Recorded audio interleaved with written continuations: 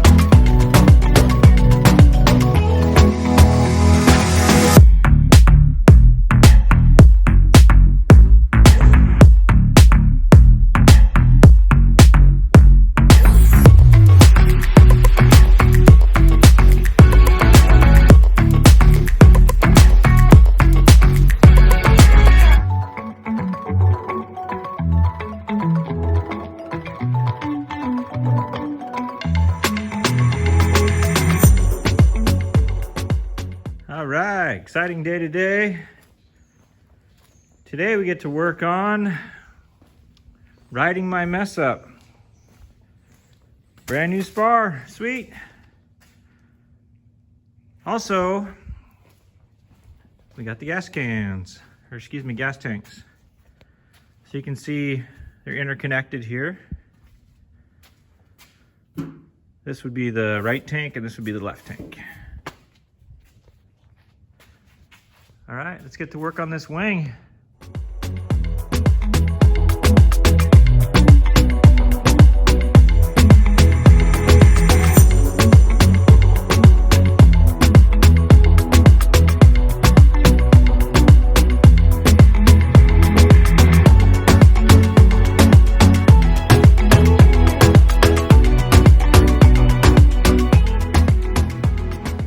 So we got the string lines up ready to trammel. This is how I did mine. The reason I did the rear spar is the most important to be straight because that's where the aileron attaches and the false spar, and you have to get everything to line up there. They tell you to string the front spar, so I did that as well. I strung both. In all reality, if they can't really, unless you have a mistake with your compression tubes not being fully seated and your ribs not installed right, if the rear is straight, the front has to be straight because all these things are the same width, but I strung both just to make sure, and it's perfectly straight. This wing actually sits naturally straighter than that wing did, so I'm hoping this one will be easier to trammel. We'll see. I guess we'll get started on the trammeling. Okay, we got this first bay squared and tensioned correctly, and I'll show you what I do. These are modified framing squares. Cut a notch out of it and make the end a little shorter so it can fit in this bay here, and you just square it up. And as you can see, it's maybe about maybe you can't see because it's hard on the video, but about a 1/16 of an inch out of square, like a gap at the far end there. Well, it's the same if we do it this way for this end down here. We got to go below that wire so it's on the widest, on the correct curve of the tube there. Yeah, so this compression tube actually bows just a tiny bit. So I've been told as long as obviously it makes sense if you go one way and it's 16 sticking out and this side is 16 sticking out, that it's curved but it's also square. And then I have some channel locks with some tape on them set on here because, as you can imagine, as you twist these nuts, the rod's going to want to twist. So put some channel locks on there with some tape so it doesn't mar it. And then we've got our half-inch mark here. Our half-inch mark here on the thick wire because we tension the thin wire. And I've got my little rack I use, or excuse me, my little scale I use for when I'm flying passengers commercial and I got to weigh their baggage. I just have it in my flight bag. Anyway, it's really sensitive, so it works good for this. Pulled our half-inch mark, and we could see that we were about 15 pounds. So tension is, it's 13 to 15 pounds. That's how you do it. That's how I do it. That's what the instructions say. So now we got this first one square and tensioned both ways, and the next ones we're gonna set on this string line here and this back string line, and then we'll just verify on the front one, even though like everybody says the back one's the one that's important.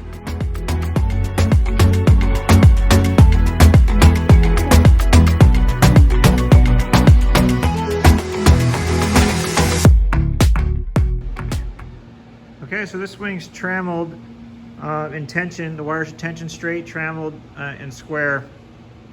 For some reason, this wing went way easier first time.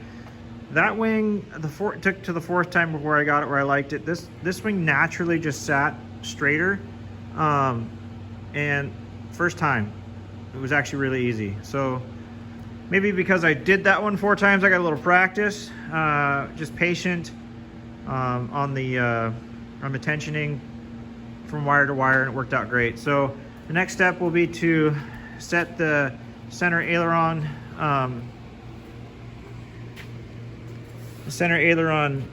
hanger here, and we'll set the aileron in to make sure that it all lines up perfectly straight.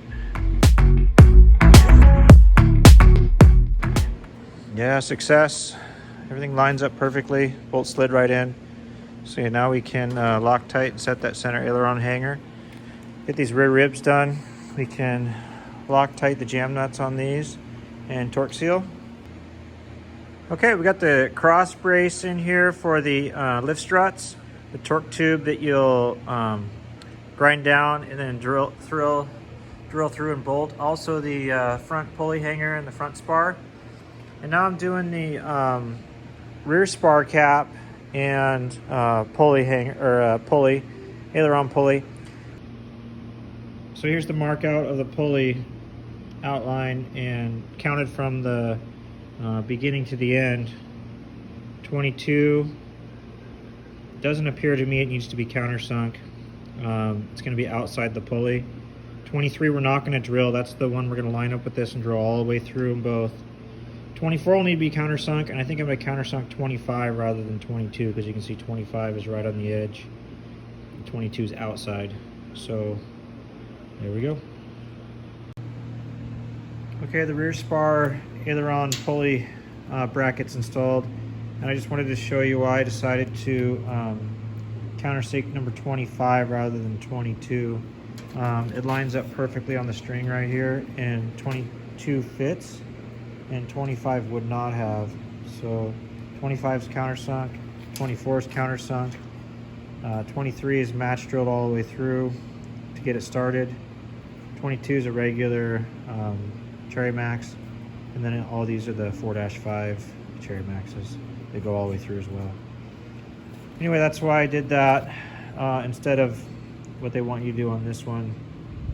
And you can see here on the, it's supposed to line up with number 6. It's actually maybe a 1/16 of an inch that way on number 6.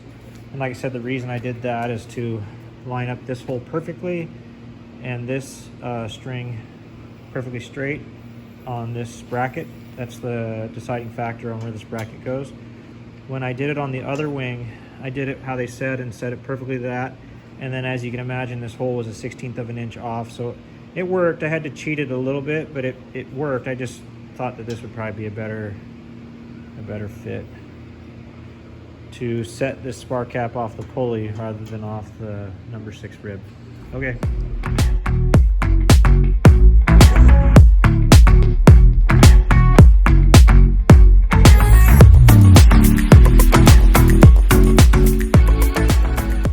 Okay, trailing edge ribs riveted in place with the stainless just to the spar.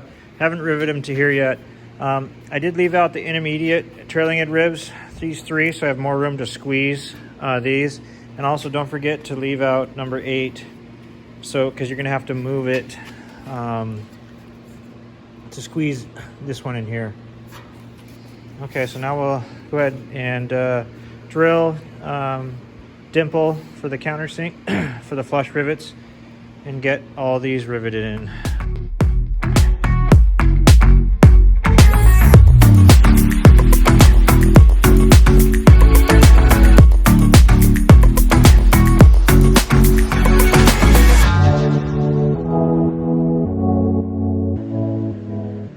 Well, that was a fantastic and highly productive day. We got this wing tore down, got the troubled spar out of there, the new one in, and it built back up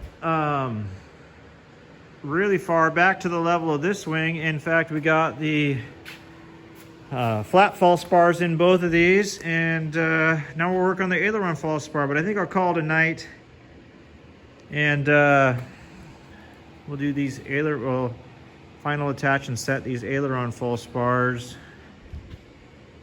tomorrow. Here's the spar that got nicked.